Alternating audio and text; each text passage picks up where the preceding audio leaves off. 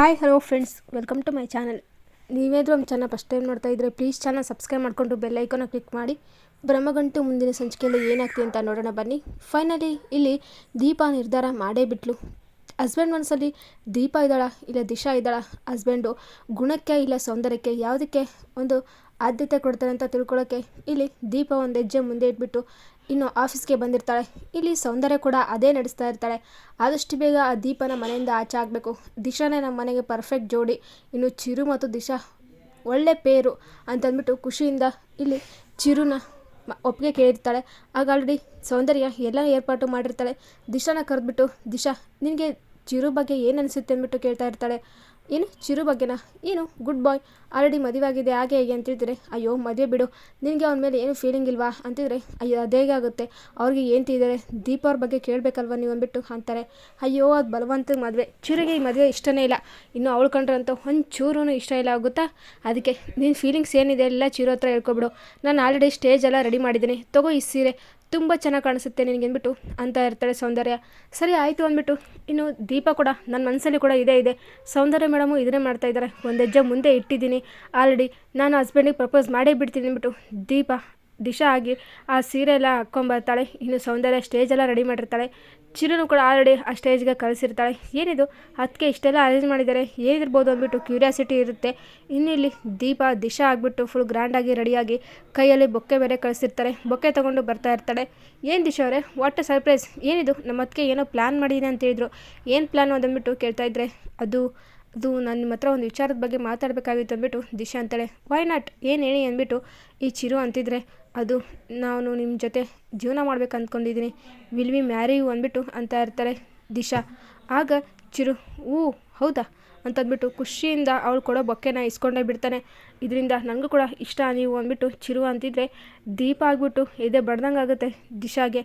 ಇನ್ನೂ ಇಲ್ಲಿ ಅಯ್ಯೋ ನಾನು ಹಸ್ಬೆಂಡು ಈ ಪ್ರಪೋಸಲ್ಲ ಒಪ್ಕೊಳ್ಳೋ ಅಂದ್ಕೊಂಡಿದ್ದೆ, ಆದರೆ ಈಗ ಗೊತ್ತಾಯಿತು ಹಸ್ಬೆಂಡ್ ಮನಸ್ಸಲ್ಲಿ ದಿಶಾನೇ ಇದ್ದಾಳೆ, ದೀಪ ಯಾವುದಕ್ಕೂ ಇಲ್ಲ, ಬರೀ ಮನೆ ಕೆಲಸದವಳು, ಬರೀ ಫ್ರೆಂಡ್ ಮಾತ್ರ ಅಂತಂದ್ಬಿಟ್ಟು ಬೇಜಾರಲ್ಲಿ ಹಿಂದಕ್ಕೆ 2 ಹೆಜ್ಜೆ ಇಡಬೇಕಾದ್ರೆ ಸೌಂದರ್ಯ ಎಂಟ್ರಿ ಕೊಡ್ತಾಳೆ. ವಾಟ್ ಚಿರು ಏನಾಯಿತು ಅಂತಿದ್ರೆ, ದಿಶಾ ಅವರು ಪ್ರಪೋಸ್ ಮಾಡಿದ್ರು ಅಂತ ಹೇಳ್ತಾರೆ. ಓಹ್ ನೀನು ಇದಕ್ಕೆ ಒಪ್ಕೊಂಡೆ ಅಲ್ವಾ, ಖಂಡಿತ ಒಪ್ಕೊಂಡೇ ಇರ್ತೀವಿ ಬಿಡು, ನಿನ್ನ ಮನಸ್ಸಲ್ಲೂ ದಿಶಾ ಬಗ್ಗೆ ಪ್ರೀತಿ ಇದೆ ಅಂದ್ಬಿಟ್ಟು ಅಂತ ಇರ್ತಾರೆ. ಹೌದು ಅದಕ್ಕೆ ಅಂತಂದ್ಬಿಟ್ಟು ಚಿರು ಅಂತ ಇದ್ದರೆ, ದಿಶಾ ಹೊರಗಡೆ ಹೋಗ್ಬಿಟ್ಟು ಕಿರ್ಚಾಡಿ ಕೂಗಾಡ್ತಾ ಇರ್ತಾಳೆ. ಈ ರೀತಿ ಎಲ್ಲ ಆಗುತ್ತೆ ಅಂದ್ಕೊಂಡಿದ್ದೀರಾ, ಏನು ಮಾಡೋದು ಈಗ ಅಂದ್ಬಿಟ್ಟು ಬೇಜಾರಲ್ಲೇ ಇರ್ತಾಳೆ. ಇನ್ನು ಇಲ್ಲಿ ನೆಕ್ಸ್ಟ್ ಡೇ ದೀಪ, ನಾನು ಈ ಮನೇಲಿದ್ದು ಇನ್ನೇನು ಸಾರ್ಥಕ, ಸೌಂದರ್ಯ ಅವರು ಚಾಲೆಂಜ್ ಹಾಕಿದ್ದೆ ಹಸ್ಬೆಂಡ್ಗೆ ಗುಣನ ರೂಪನ ಅಂತ, ಫೈನಲಿ ಸೌಂದರ್ಯನೇ ಮುಖ್ಯ ಆಯಿತು, ಅವರು ದಿಶಾನ ಇಷ್ಟಪಟ್ಟಿದ್ದಾರೆ, ಈ ಗುಣವಂತೆ ದೀಪನಲ್ಲ, ನಾನಿನ್ನು ಮನೆ ಬಿಟ್ಟು ಹೋಗ್ಬೇಕು ಅಂದ್ಬಿಟ್ಟು ಬ್ಯಾಗೆಲ್ಲ ಪ್ಯಾಕ್ ಮಾಡಿಕೊಂಡು ಮನೆ ಬಿಟ್ಟು ಹೊರಟೋಗ್ಬಿಟ್ಟಿರ್ತಾಳೆ ದೀಪ. ಇನ್ನು ಚಿರು ಬೆಳಗ್ಗೆನೆ ಕಬೋರ್ಡೆಲ್ಲ ನೋಡ್ತಾ ಇರ್ತಾರೆ. ದೀಪ ದೀಪ ಅಂತ ಕೂಗ್ತಾ ಇದ್ರೆ ದೀಪ ಎಲ್ಲಿ ಇರೋದಿಲ್ಲ. ಕಬೋರ್ಡ್ ನೋಡಿದ ತಕ್ಷಣ ದೀಪ ಒಂದು ಬಟ್ಟೆನೂ ಇರೋದಿಲ್ಲ. ಹಾಗಾದರೆ ಇವ್ರು ಮನೆ ಬಿಟ್ಟು ಹೋಗಿದ್ದಾರೆ ಅಂತ ಕನ್ಫರ್ಮ್ ಆಗಿಬಿಟ್ಟು ಬರ್ತಾ ಇರ್ತಾರೆ ಚಿರು. ಆಗ ಏನಾಯ್ತಪ್ಪ ಅಂತಂದ್ಬಿಟ್ಟು ಇಲ್ಲಿ ಸುಕ್ಕು ಕೇಳ್ತಾ ಇದ್ರೆ, ದೀಪ ಅವರು ಎಲ್ಲಿ ಕಾಣಿಸ್ತಾ ಇಲ್ಲ, ಮನೆ ಬಿಟ್ಟು ಹೋಗಿದ್ದಾರೆ ಅಂದ್ಬಿಟ್ಟು ಅಂತಾರೆ.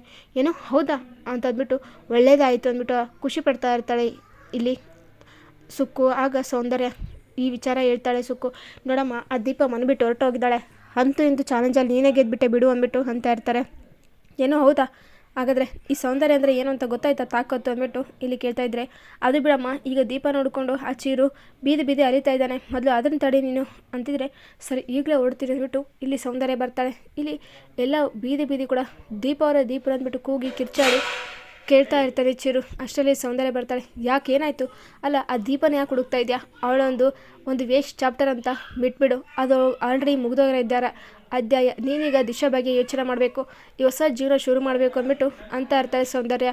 ಆಗ ಅದಕ್ಕೆ ಅದೆಲ್ಲ ಆಗಲ್ಲ, ನಾನು ಗೊತ್ತಿಲ್ಲದವರು ದೀಪವ್ರನ್ನ ಮನಸಾರೆ ಮೆಚ್ಕೊಂಡ್ಬಿಟ್ಟಿದ್ದೀನಿ, ಅವ್ರು ಇಲ್ಲದೆ ನನಗೆ ಇರೋಕ್ಕಾಗ್ತಿಲ್ಲ, ಐ ರಿಯಲಿ ಮಿಸ್ ಯು ಅದಕ್ಕೆ ಅಂದ್ಬಿಟ್ಟು ಅಂತ ಇರ್ತಾರೆ. ವಾಟ್ ಏನು ಹೇಳ್ತಿದ್ದೆ ನೀನು, ಅಲ್ಲ ನಿನಗೆ ದಿಶಾ ತಾನೇ ಇಷ್ಟ, ದೀಪ ಇಷ್ಟೇನೇ ಇಲ್ಲ, ಅವಳ ಏಂತಿ ಅಂತಲೂ ಒಪ್ಕೊಂಡಿಲ್ಲ, ಇನ್ಫ್ಯಾಕ್ಟ್ ಅವಳು ನಿನಗೆ ಪರ್ಫೆಕ್ಟ್ ಮ್ಯಾಚು ಅಲ್ಲ ಅಂದ್ಬಿಟ್ಟು ಸೌಂದರ್ಯ ಅಂತಿದ್ರೆ, ಇಲ್ಲ ನನಗೆ ಯಾಕೋ ಅನಿಸ್ತಾ ಇದೆ ನನ್ನ ಕೈಲಿ ದೀಪನ ಬಿಟ್ಟು ಇರೋಕ್ಕಾಗಲ್ಲ ಅಂತ ನಾನು ದೀಪನ ಕರ್ಕೊಂಬರ್ತೀನಿ ಅಂದ್ಬಿಟ್ಟು ಸೌಂದರ್ಯಗೆ ಎದುರಾಗ್ಬಿಟ್ಟು ಚಿರು ಅಲ್ಲಿಂದ ಹೊರಟೋಗ್ಬಿಡ್ತಾನೆ. ಆಗ ಸೌಂದರ್ಯ ಏನಾಗ್ತಿದೆ ಇಲ್ಲಿ, ನಾನು ಅಂದ್ಕೊಂಡಿದ್ದೆ ಒಂದು ಆಗ್ತಿರೋದೊಂದು, ಈ ಚಿರು ಮನಸ್ಸಲ್ಲಿ ಆ ದಿಶಾ ಇದ್ದಾರೆ ಅಂದ್ಕೊಂಡೆ, ಆದರೆ ಇವ್ನು ನೋಡಿದ್ರೆ ದೀಪಗೋಸ್ಕರ ಇಷ್ಟು ಪಡ್ದಾಡ್ತಾ ಇದ್ದಾನೆ ಅಂದ್ಬಿಟ್ಟು ಅಂದ್ಕೊಳ್ತಾ ಇರ್ತಾಳೆ. ಫೈನಲಿ ದೀಪ ಮನೆ ಬಿಟ್ಟು ಮತ್ತೆ ನರಸಿಂಹ ಮನೆಗೆ ಎಂಟ್ರಿ ಕೊಡ್ತಾರೆ. ನರಸಿಂಹ ಹತ್ರ ಎಲ್ಲ ಸತ್ಯ ಹೇಳ್ತಾ ಇದ್ರೆ ಕೋಪ ಮಾಡ್ಕೊಂಡು ನರಸಿಂಹ ಆ ಚಿರುನ ಸುಮ್ಮನೆ ಬಿಡಲ್ಲ ಅಂದ್ಬಿಟ್ಟು ಕೂಗಾಡ್ತಾರೆ. ಅಣ್ಣ ಕಂಟ್ರೋಲ್ ಮಾಡ್ಕೊಂಡ್ಬಿಟ್ಟು ಇಲ್ಲಿ ದೀಪ ಅಂತ ಇರ್ತಾಳೆ. ಫೈನಲಿ ಚಿರುಗೆ ತನ್ನ ಪ್ರೀತಿಗೆ ಈಗ ಅರ್ಥ ಆಗಿದೆ. ತನ್ನ ಮನಸ್ಸಲ್ಲಿ ಸೌಂದರ್ಯಕ್ಕಿಂತ ಗುಣನೇ ಮುಖ್ಯ, ರೂಪನೇ ಮುಖ್ಯ, ಅದು ಇರೋದು ದೀಪ ಮನಸ್ಸಲ್ಲಿ ಅಂದ್ಬಿಟ್ಟು ದೀಪನ ಮನಸಾರೆ ಒಪ್ಕೊಳ್ತಾ ಇದ್ದಾನೆ. ಹಾಗಾದರೆ ಚಿರು ಹೋಗಿ ದೀಪ ಕರೆದ ತಕ್ಷಣ ದೀಪ ಬರೋಕ್ಕೆ ಸಾಧ್ಯನಾ? ಈಗಾದರೂ ದೀಪ ಮತ್ತು ಚಿರು ಒಂದಾಗ್ತಾರ? ಸೌಂದರ್ಯ ಪ್ಲ್ಯಾನ್ ಅಲ್ಲ ಉಲ್ಟಾ ಹೊಡಿತಾ? ನೋಡೋಣ. ಈ ವಿಡಿಯೋ ನಿಮಗೆ ಇಷ್ಟ ಆದರೆ ಪ್ಲೀಸ್ ಲೈಕ್ ಮಾಡಿ, ಶೇರ್ ಮಾಡಿ, ಕಮೆಂಟ್ ಮಾಡಿ. Thank you for watching.